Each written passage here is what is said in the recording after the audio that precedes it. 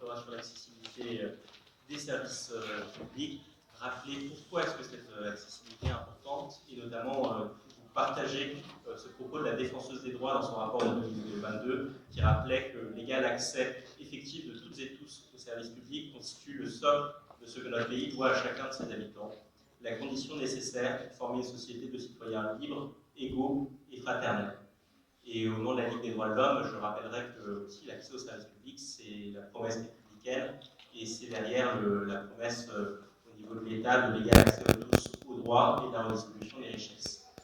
On voit bien malheureusement ces dernières années que silencieusement cet accès aux services publics se dégrade, sans forcément vous assommer de chiffres. Voilà, vous rappelez pareil, l'année dernière, la défenseuse des droits a traité plus de 130 000 dossiers de non-accès aux droits, et c'est seulement les personnes qui font des recours. Rappelez aussi sur la question de l'accessibilité, notamment du numérique, le rapport qui est paru sur la plateforme Administration numérique pour les étrangers en France, dénonçait particulièrement les atteintes massives aux droits des usagers que crée cette plateforme, et précisait que même la Cour des comptes, qui pourtant n'est souvent pas avare en économie, concernant les services publics et notamment les préfectures, dans son rapport de 2022, constatait que les suppressions de postes de ces dernières années étaient particulièrement peu réalistes, et qu'elles créaient en réalité des allongements de délais d'instruction, des ruptures de droits et de la précarité professionnelle et sociale. Je vais maintenant laisser nos 4 intervenants qu'on est ravis d'accueillir s'exprimer chacun sur les difficultés d'accès aux services publics. Marie-Hélène Girard pour ATD Carmonde, Christian Bertin pour la CIMAD, Dominique Durand pour RESF et le collectif Exilé 91, et enfin Axel Andreotti, avocat barreau d'Essonne et membre de ça. Marie-Hélène. Bonjour à toutes et à tous.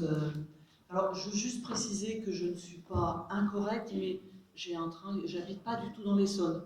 Donc, il faut que je reprenne un train, et vous connaissez le RERD, c'est quelque chose de très fiable. Donc, je m'échapperai à un moment donné. Mais ce n'est pas que je... Voilà.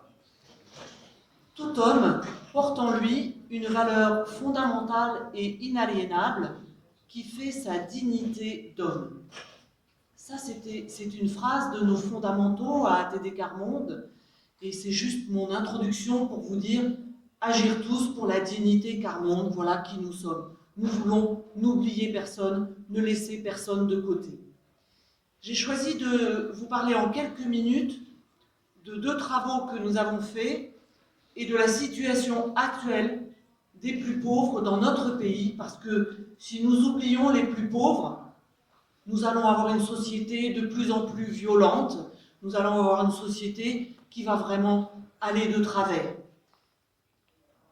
Nous avons réalisé en 2019 une recherche avec l'Université d'Oxford, avec des professionnels et donc des chercheurs et des personnes qui ont l'expérience de la grande pauvreté sur les dimensions cachées de la pauvreté. Parce qu'il nous semble important de ne pas voir la pauvreté, la précarité, la grande précarité que sous l'angle financier, mais également de comprendre ce que vivent ces personnes pour qu'elles puissent prendre une vraie place dans la société.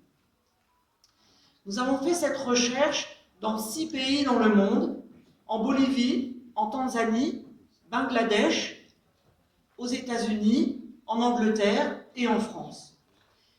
Ça a donné 9 dimensions cachées de la pauvreté, dont des peurs, des souffrances, du non-accès aux droits, évidemment, de l'isolement social, de la maltraitance institutionnelle. Et à la suite de cette recherche, nous avons décidé de travailler en France sur la maltraitance institutionnelle. Nous avons d'ailleurs sorti un rapport que vous trouverez sur la table là-bas de mes amis qui ont bien voulu venir avec, un rapport sur la maltraitance institutionnelle. Dans ce rapport, nous avons travaillé ce rapport avec des gens qui vivent la grande pauvreté et des professionnels partout en France.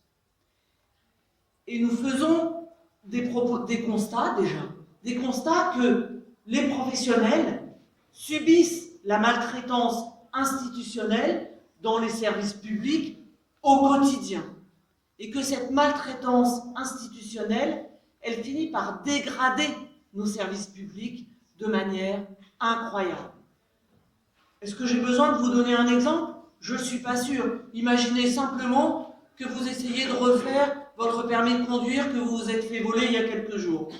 Voilà, on sait de quoi on parle. D'accord? Ou qu'un professionnel qui s'occupe de gens qui sont sous tutelle, qui jusqu'à il y a encore 2-3 ans avait 40 personnes à s'occuper sous tutelle. 40 personnes, c'est quand même pas rien.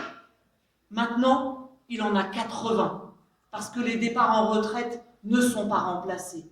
Voilà la maltraitance institutionnelle pour les professionnels au quotidien. Donc ce rapport, nous sommes allés le présenter à la CGT, à la CFDT, nous allons le présenter un peu partout, évidemment avec la FSU aussi, puisque ça fait partie des syndicats partenaires d'ATD Carmonde. Voilà, je ne vais pas vous détailler, mais dans ce rapport, vous imaginez bien que pour nous, le centre aussi de ce rapport, c'est que la maltraitance institutionnelle, ça touche les plus pauvres dans leur quotidien. C'est une question de survie pour eux. Un seul exemple. Un jeune couple à Évry ou à Villeurbanne où j'habite vit à la rue avec 1 ou 2 enfants. Que va-t-il se passer lorsqu'il rencontre un travailleur social de bonne volonté? De bonne volonté, je ne suis pas en train d'attaquer les travailleurs sociaux. Mais que va-t-il se passer? La proposition qui leur sera faite, ou même l'injonction qui leur sera faite, c'est de placer leurs enfants à l'aide sociale à l'enfance. Et de leur dire, lorsque vous aurez trouvé un logement, eh bien vous pourrez retrouver éventuellement vos enfants. Et nous savons tous d'expérience que lorsque des enfants sont placés à l'aide sociale à l'enfance, parce que vous avez des problèmes financiers, parce que vous avez des problèmes de logement, parce que vous mettez des années et des années à les retrouver, à relier les liens. Voilà. Ça, c'est la maltraitance institutionnelle pour les plus pauvres. Mais je vais terminer mon propos sur le RSA, parce que je ne peux pas ne pas vous parler du revenu de solidarité active. Vous avez peut-être entendu parler en décembre 2023 du vote de la loi du plein emploi avec France Travail. Thibaut Guilly, directeur de France Travail, est tellement content d'avoir imaginé que tous les allocataires du RSA sont maintenant chez France Travail, inscrits à France Travail. Mais ne pensez-vous pas que pour que les personnes, les professionnels qui travaillent à France Travail, pour pouvoir s'occuper dans la durée, dans la confiance et correctement des personnes qui vivent la grande précarité depuis de nombreuses années, comme sont les allocataires du RSA, il faudrait qu'ils aient une formation. Car les personnels de France Travail sont des gens qui sont habitués à accompagner des gens qui sont au chômage, mais pas forcément depuis 7, 8, 10 ans au chômage, et qui vivent des situations de grande précarité au quotidien. C'est pas si évident. Il y a pour ça dans notre pays des travailleurs sociaux. Et pourquoi ne pas laisser des travailleurs sociaux accompagner dans la durée et dans la confiance des personnes qui sont au RSA? Ça a terriblement fragilisé les allocataires du RSA. Et ça va encore plus les fragiliser lorsqu'ils vont sortir le décret sanction qu'ils ont imaginé dans leur réforme avec France Travail. Le décret sanction du RSA, c'est écrit noir sur blanc, et ça va sortir d'un jour à l'autre. Si un allocataire, et c'est déjà en place dans certains départements, parce que vous savez, dans notre pays, il y a des élus qui font du zèle. Donc si je veux dire comme ça 2 départements qui me viennent, je vais vous dire le 59 et le 29, par exemple.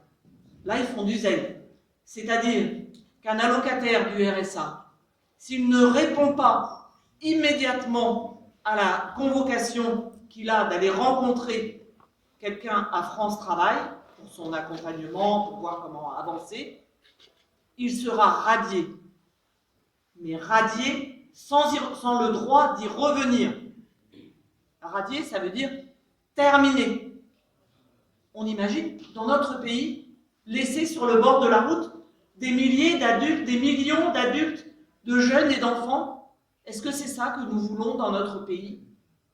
Parce que c'est ça le décret sanction qui va sortir ces jours-ci du Conseil d'État. Et ça risque de mettre encore plus dans la panade des millions de personnes. Je le dis très clairement. Je redis juste une chose, le RSA, parce que souvent, quand on n'a pas été, et heureusement qu'on n'a pas été au RSA, le RSA, dites-vous bien, on a souvent dit que c'était le dernier filet de sécurité pour les personnes qui sont le plus en difficulté dans notre pays. Eh bien, ce n'est plus vrai. Parce qu'avec un RSA, on ne vit pas, on survit. Le RSA est une allocation différentielle. Le RSA pour une personne seule, 637 €. Vous ne touchez jamais ça. Parce que vous viviez dans un taudis ou ailleurs, on vous enlève toujours 100 € du forfait logement. Et puis on trouve toujours autre chose à vous enlever, parce que c'est une allocation différentielle. Donc on enlève, on n'ajoute pas. Pour les plus pauvres, on enlève. Et s'il y a des personnes que l'on surveille de près dans notre pays, ce sont les plus pauvres.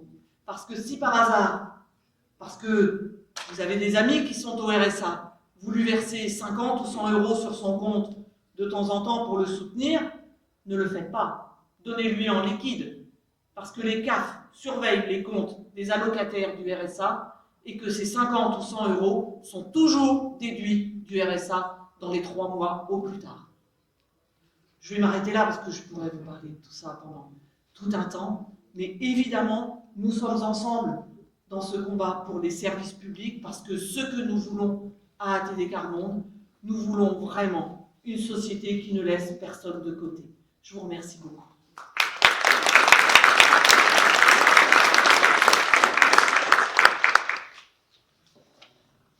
Bonjour, donc moi je suis bénévole, on peut même peut-être dire militant à la CIMAD. Je ne sais pas si tout le monde connaît cette association qui a quand même 85 ans, qui en fait qui accompagne les, on va dire, les gens qui demandent, qui cherchent à se régulariser, ou éventuellement qui ont déjà une carte de séjour, mais qui ont des formalités à accomplir pour continuer leur parcours. Ce n'est pas la seule association. À côté, il y a une personne qui se présentera après peut-être et qui complétera sûrement les oublis que je pourrais faire. Mais c'est vrai qu'on fait à peu près, on va dire, le même travail. Donc, je vais surtout parler de cette catégorie. Moi, je suis bénévole depuis 7 ans à peu près. Quand je suis arrivé, la situation était, on va dire, relativement simple. Quelqu'un qui voulait donc un rendez-vous à la préfecture, parce que c'est là que finalement tout se passe, qu'est-ce qu'il faisait? Il passait la nuit dehors. Il attendait au petit matin l'ouverture des portes et il avait, ou pas bien sûr, parce qu'il y avait une proportion relativement faible de gens qui arrivaient à avoir l'espèce de sésame qui était un petit morceau de papier qui leur donnait un rendez-vous sur lequel ils pouvaient proposer leur situation, montrer le dossier qu'ils avaient préparé. Si le dossier était bon, on leur donnait un rendez-vous 6 mois plus tard. Bon, cette situation était vraiment scandaleuse, honteuse, enfin je ne sais pas quel est l'adjectif le mieux adapté, mais on va dire c'est du passé et ça, il n'y aura personne pour le regretter. Pour, on va dire, sursoir un petit peu à ça, parce que c'est vrai qu'il y a eu des reportages à la télé, sur la presse et tout, donc la préfecture a mis en place un système de prise de rendez-vous par Internet, bon, qui ne fonctionnait pas. Qui, de toute façon, il n'y avait jamais de place.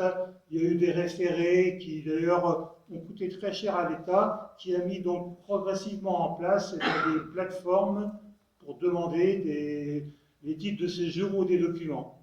En fait, à l'heure actuelle, on veut dire, en gros, il y a deux plateformes. Une qui est nationale, qui s'appelle l'ANEF, qui concerne un certain nombre de titres de séjour. Alors c'est pareil, je ne vais pas rentrer dans les détails. Si je fais un exposé sur les titres de séjour, je pourrais y passer l'après-midi. En tout cas, on va dire grosso modo, il y a les titres de plein droit, eux, qui sont à déposer sur l'ANEF, et les autres, c'est la préfecture qui gère. Donc on peut avoir pour ces autres des situations très différentes d'une préfecture à l'autre. Alors sur l'ANEF, d'ailleurs, l'autre, oui, quand même, dans l'Essonne, c'est l'autre plateforme s'appelle Démarche Simplifiée. Toutes les deux fonctionnent un petit peu suivant le même principe. Il faut ouvrir un compte avec donc un identifiant, une adresse mail, un mot de passe, et ensuite, eh bien, disons qu'il faut remplir en ligne des formulaires, et il faut aussi rajouter des documents. Ça peut être peut-être d'une dizaine jusqu'à quand même, sur certains titres, 50 ou 60 ou même davantage. Alors je vous laisse imaginer ce que peut faire quelqu'un qui n'a simplement qu'un téléphone pour scanner 60 documents. C'est complètement impossible. C'est la première, on va dire, inégalité. C'est l'inégalité, on va dire, devant le numérique. Pour faire une telle demande, il faut nécessairement, donc bien sûr, une adresse mail. Ça encore, c'est pas trop le problème. Généralement, les gens, notre public ont ça, mais il faut surtout un ordinateur, une connexion Internet et un scanner. Sans cela, ce n'est pas possible. Bon, première difficulté. Ensuite, donc, autre difficulté, ben ces plateformes fonctionnent très très mal. Hein. Bien souvent, on peut surtout parler de l'ANEF qui détient un petit peu les records. Hein, cette plateforme donc, quand même, qui est gérée nationalement une fois qu'on a réussi à déposer, mais c'est un vrai parcours du combattant, le dossier complet s'est envoyé sur les préfectures. Et donc, ben, cette plateforme elle comporte un nombre de dysfonctionnements complètement hallucinants. Le premier consiste quelquefois tout simplement dans l'impossibilité d'ouvrir un compte. C'est pareil, il y a eu différentes situations, mais par exemple pour certains titres, il fallait absolument avoir un numéro étranger pour pouvoir ouvrir un compte. Ben, certains n'en avaient pas, et donc ben, impossibilité, déjà donc blocage d'entrée pour simplement faire la demande. Ensuite, cette plateforme comporte un certain nombre de ce que les préfectures appellent des erreurs, des bugs, enfin on peut appeler ça un petit peu comme on veut. Alors est-ce que c'est simplement accidentel, est-ce que c'est voulu? Bon, je ne rentrerai pas dans la polémique, l'important ce sont les conséquences, mais en tout cas il est très compliqué de faire la liste complète des, on va dire des dysfonctionnements qui bloquent tout simplement la demande. Ensuite, on s'est aperçu que donc, cette plateforme qui est censée demander un certain nombre de documents, hein, par exemple copie du passeport, enfin, etc., en fait, elle est souvent incomplète. Elle ne respecte pas la loi. Il y a une loi qui régit tout ça. Et donc, ben, la préfecture est obligée de demander, une fois que le dossier normalement est déposé, elle envoie donc un message, on va dire à l'usager, et donc il lui signifie que sa demande est incomplète et qu'il lui demande de rescanner donc d'autres documents pour que enfin la demande soit complète. Alors tout ça, bien sûr, ça génère des retards importants. Certains titres en sont, et pourtant des titres qui normalement devraient poser aucun problème. Par exemple, parents d'enfants français, c'est du plein droit. Et bien certains ont plus d'1 an de retard sur une première demande. Donc, effectivement, ben, les gens sont bloqués, impossibilité d'avoir un travail, d'avoir accès aux prestations auxquelles le titre de séjour donne droit. Il y a quelque chose qui est peut-être encore plus dramatique, c'est au niveau des renouvellements. Donc, on parle des gens qui ont déjà un titre de séjour, hein, bien sûr, donc qui travaillent, bien sûr, qui font fonctionner, on va dire, l'économie, qui payent des impôts, etc. Au niveau du renouvellement, il y a aussi ce genre de dysfonctionnement qui apparaît.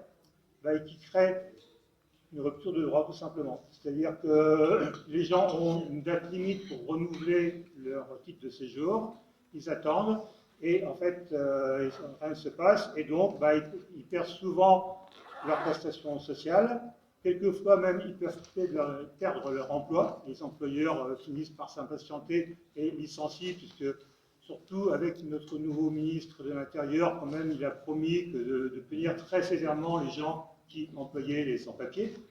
Et donc, voilà, on va dire, un exemple, entre autres, de maltraitance due, on va dire, à la dématérialisation.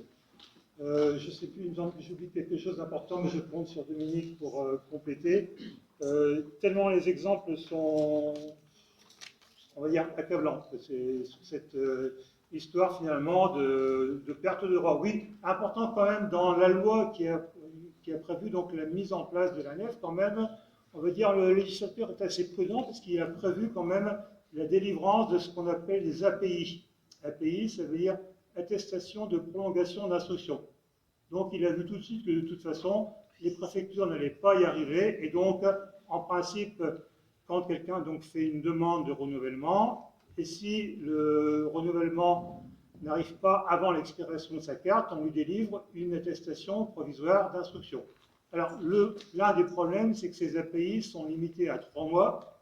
Et l'expérience montre que 3 mois, ça ne suffit pas pour la préfecture.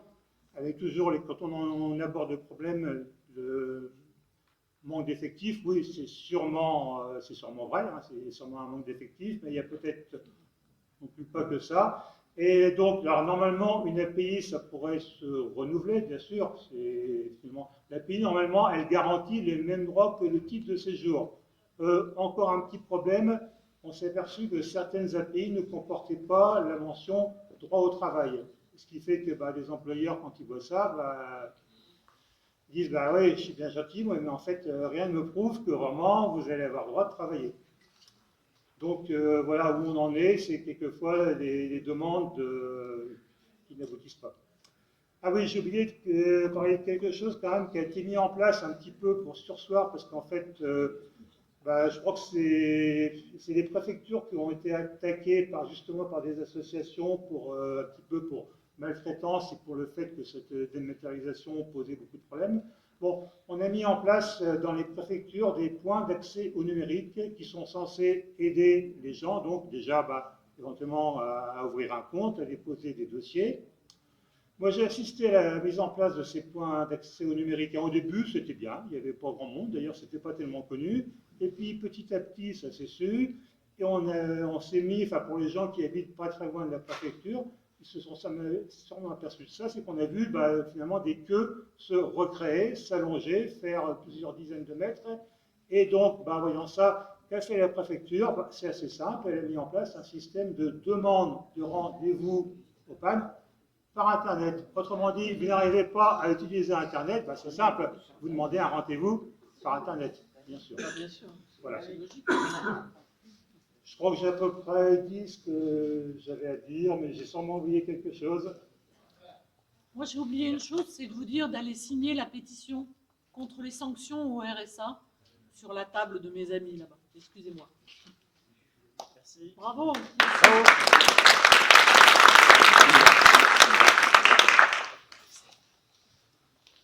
Bonjour. Bonjour, moi je suis Dominique du réseau d'éducation sans frontières de l'Essonne. C'est un réseau qui s'est constitué il y a une vingtaine d'années quand ça a posé le ministre de l'Intérieur pour aider les familles étrangères avec enfants scolarisés et aussi des jeunes. Et puis on a formé un collectif, vous voyez notre belle banderole avec un peut-être toutes les associations de l'Essonne qui aident les étrangers.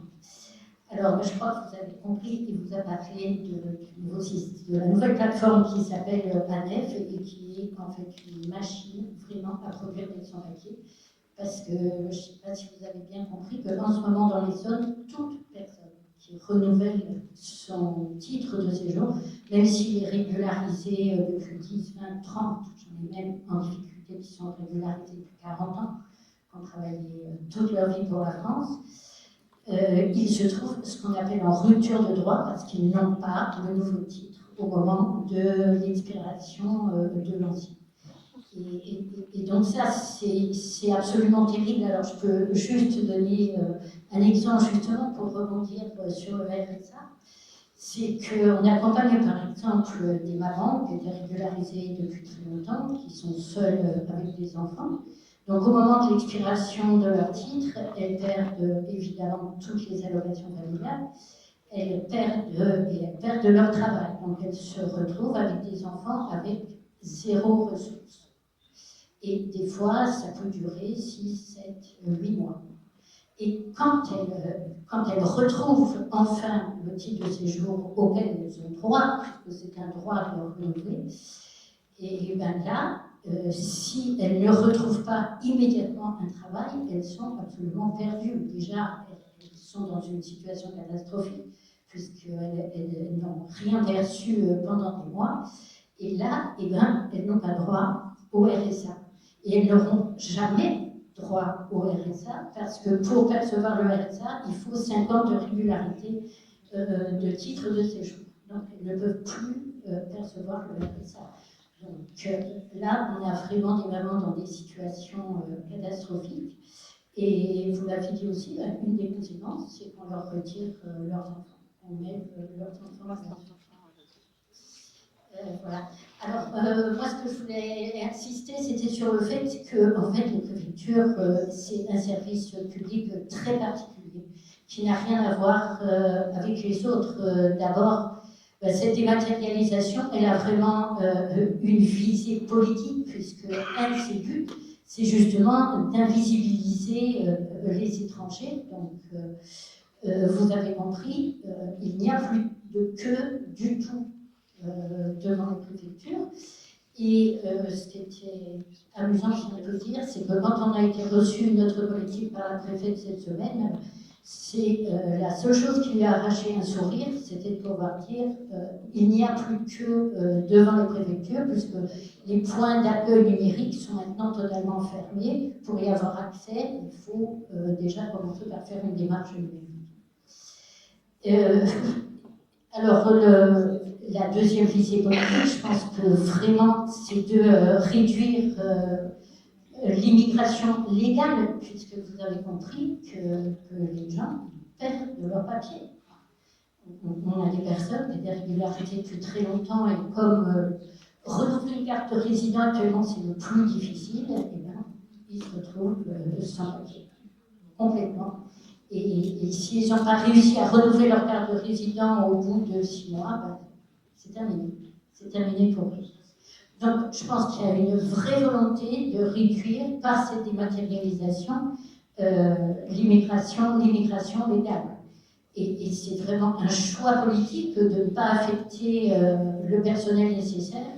Et c'est le deuxième sourire qu'on a eu de la préfète mardi, c'est quand elle nous a dit que le ministre de l'Intérieur allait être extrêmement généreux parce qu'il allait affecter, si je ne me trompe pas, c'est bien 100 postes, c'est ça. Il va affecter 100 postes pour toute la France pour régler les problèmes de dématérialisation. Donc, à comparer en plus à tous les postes qui ont été supprimés ces dernières années, mais c'est absolument ridicule. Alors, l'autre chose, l'autre particularité du service public des préfectures, c'est qu'en fait, il n'y a absolument pas d'uniformité sur toute la France. Donc, ce qui est complètement différent des autres services publics pour les impôts, vous faites tous, quel que soit l'endroit, exactement la même chose.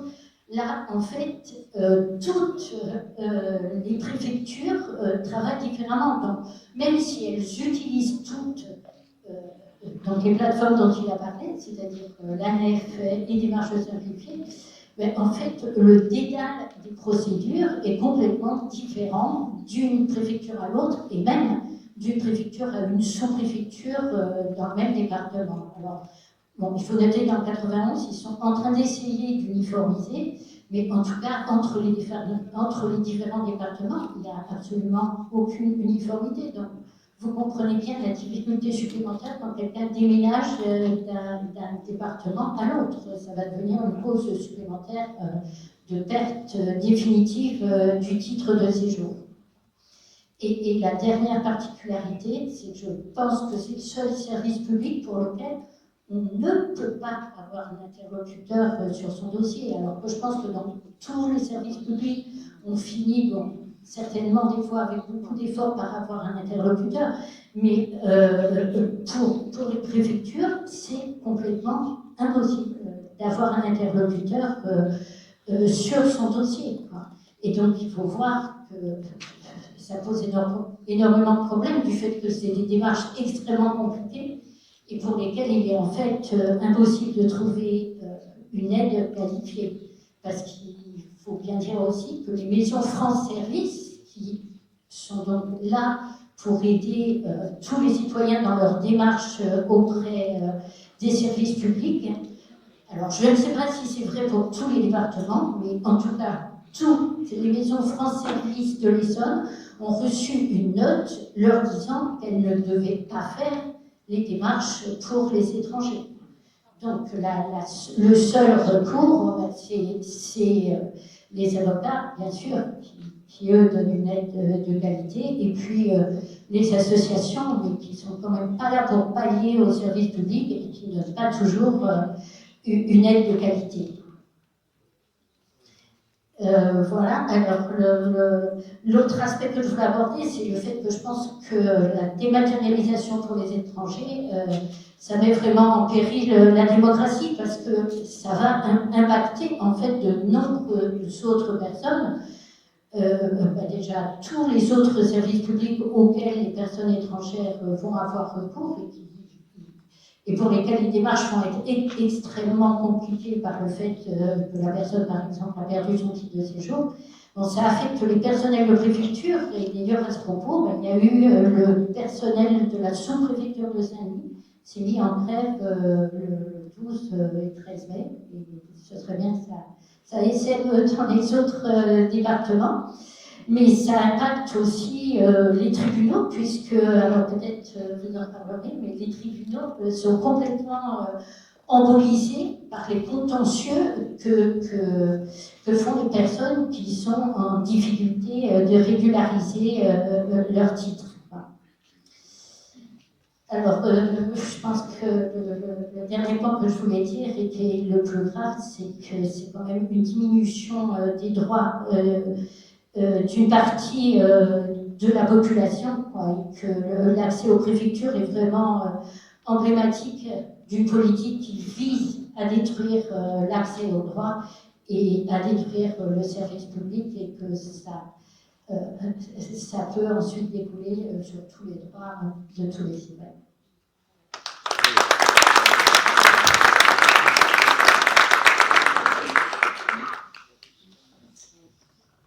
Merci. Donc moi je suis avocat au barreau de l'Essonne depuis 4 ans. Je vais revenir un petit peu de base. J'avais prévu de faire vraiment me concentrer sur la justice civile, mais quand même on a un point chaud là en ce moment qui est la nef. Donc je vais quand même faire un petit quelque chose là-dessus, puisque nos instances déjà ordinales ont pris une résolution dernièrement pour demander la refonte de la nef et la refonte aussi des solutions de substitution. Donc, les solutions de substitution, c'est ce qui a été expliqué, c'est cette espèce de truc de rendez-vous là pour avoir la possibilité d'entrer dans ce point d'accès.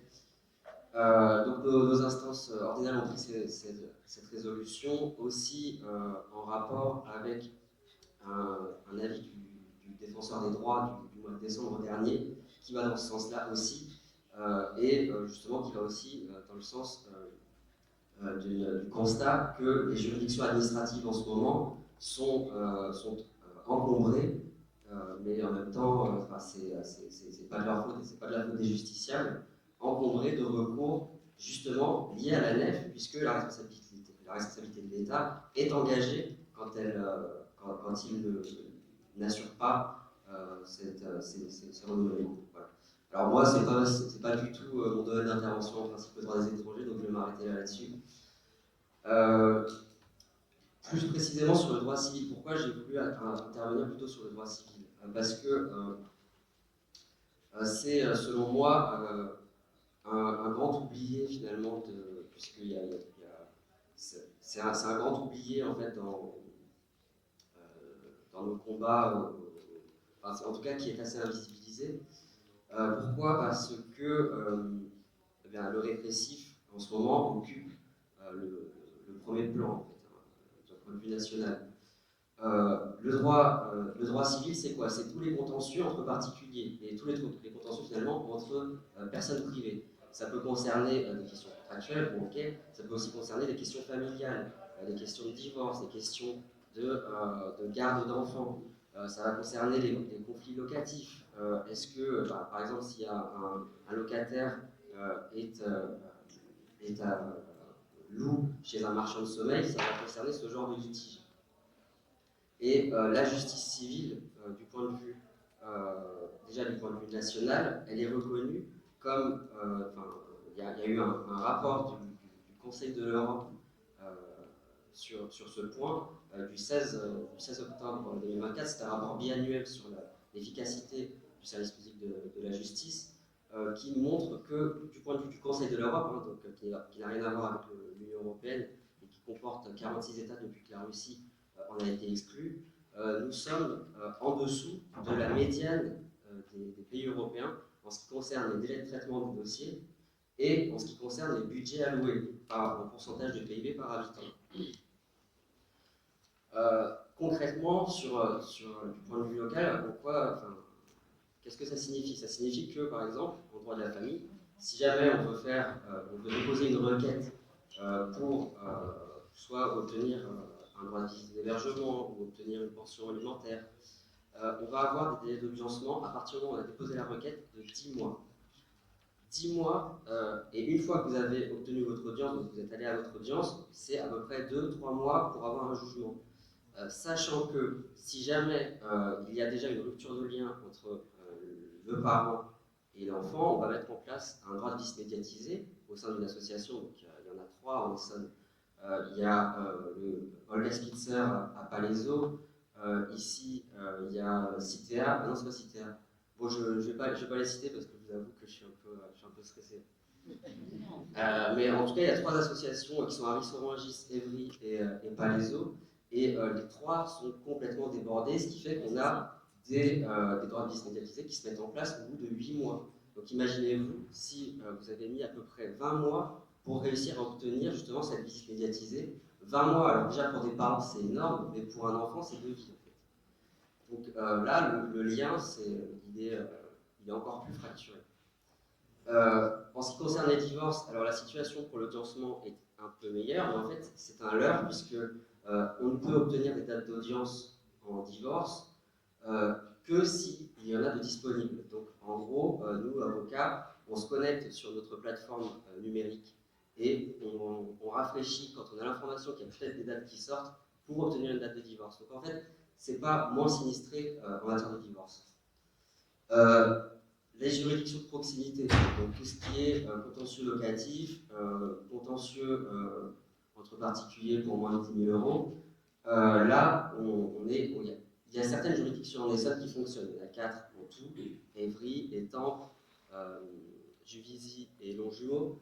Et en fait, alors Évry, on est sur des audiencements à peu près à 10 mois, 1 an.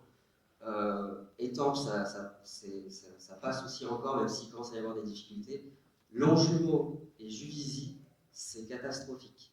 C'est-à-dire qu'on est sur des audiencements à 18 mois. Je prends une date là, en décembre 2024, j'ai une date en réalité en mai 2026. Alors, après, quand on défend des locataires qui sont menacés d'expulsion, on s'en plaint pas forcément. Mais quand on défend une personne qui va faire un recours contre un marchand de sommeil par exemple, là c'est une autre histoire. Sachant que si la situation est comme ça, c'est pas il ne s'agit pas pour moi de taper sur les fonctionnaires et sur les personnes qui œuvrent pour le service public. En fait, il y a un manque chronique de moyens humains. Alors matériel à Longjumeau, ça s'est amélioré dernièrement, puisqu'avant ils étaient carrément dans des locaux insalubres.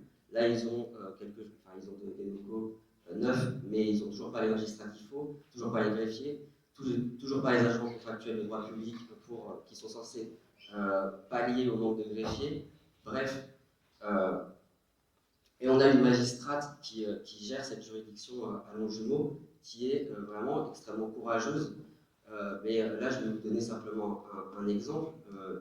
Je suis dernièrement allé défendre un dossier justement contre un marchand de sommeil, et j'avoue que je m'attendais à faire une plaidoirie. C'est-à-dire que je suis avocat, j'ai envie de faire une plaidoirie pour une personne qui, à mon sens, mérite qu'on entende sa cause. Il se trouve qu'on a un rôle, donc le rôle c'est le nombre d'affaires à traiter sur la demi-journée, là pour le coup, de 40 dossiers. 40 dossiers. Alors, moi je suis arrivé, j'ai commencé à faire ma plaidoirie, déjà j'ai commencé par faire un plan.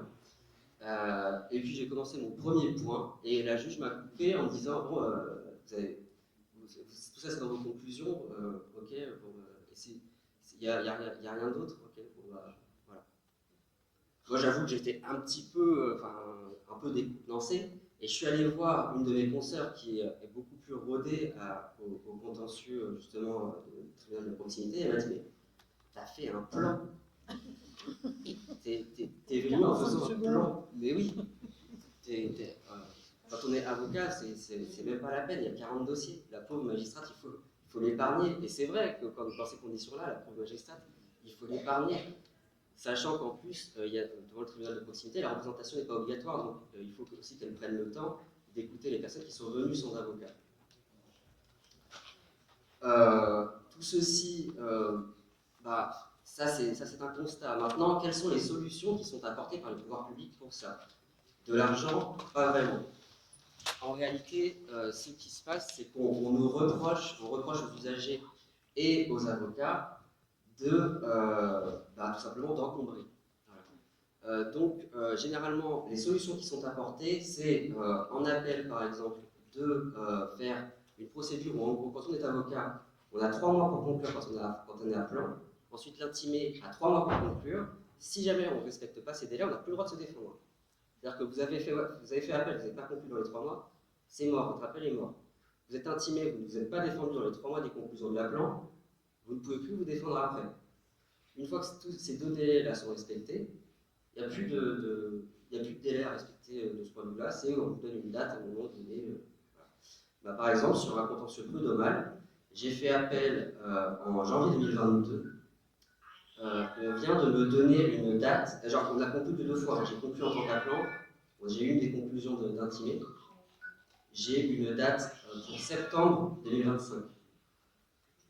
Voilà, septembre 2025. C'est-à-dire que bon, mais apparemment c'est la faute des avocats et des usagers si ça prend autant de temps et si les juridictions sont en cours. Voilà, alors ça c'est pour. Alors oui, c'est bon, je rebondis, je sais où je voulais aller. Dernièrement, Gérald Darmanin, donc notre ministre de la Justice, nous a fait une lettre aux magistrats où il explique, parce que c'est toujours tout autant encombré, donc il nous explique ce qu'il préconise pour diminuer les délais de traitement. Donc, déjà, mettre en place une phase amiable obligatoire dans tous les litiges civils. Alors ça a été tenté sur le droit de la famille, ça a été un échec, donc on n'a pas continué en Essonne. Depuis janvier 2025, on n'a pas continué en Essonne. Que le coût du... Alors ça, c'est une révolution. Hein. Que le coût du procès civil soit mis à la charge de la partie perdante. C'est-à-dire que, en principe, quand vous êtes partie perdante, on peut vous imposer potentiellement les frais d'avocat de la partie adverse. On peut vous imposer les dépenses, donc les frais de commissaire de justice, les anciens huissiers. Là, on veut carrément vous imposer les frais de l'audience, en fait, du tribunal, les greffiers, tout ça. C'est à votre charge parce que vous avez perdu.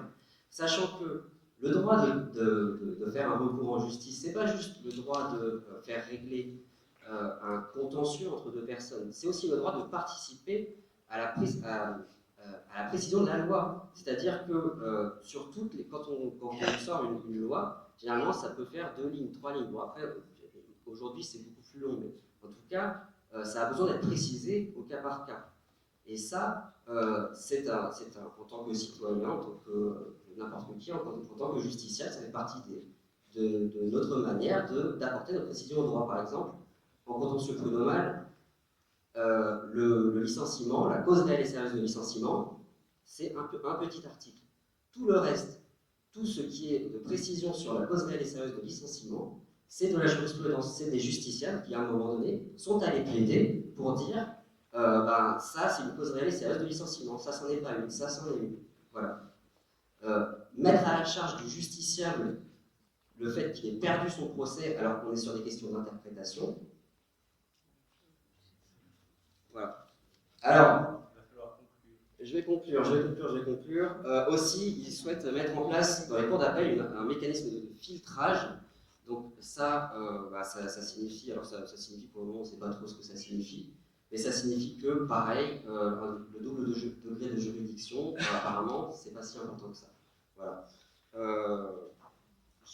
Juste un dernier petit mot sur la justice répressive, parce que c'est quand même extrêmement important en ce moment. On a des audiencements au tribunal correctionnel en ce moment qui parfois terminent à 23h minuit, des audiences devant le juge des libertés et de la détention qui pareil parfois finissent à 23h minuit, des greffiers qui n'en peuvent plus. des geôles qui sont censées pouvoir contenir 30 personnes qui en contiennent 60, 70 parfois. Donc voilà, je n'ai pas voulu trop parler du répressif, mais en fait, c'est un énorme sujet en soi. Je vous remercie.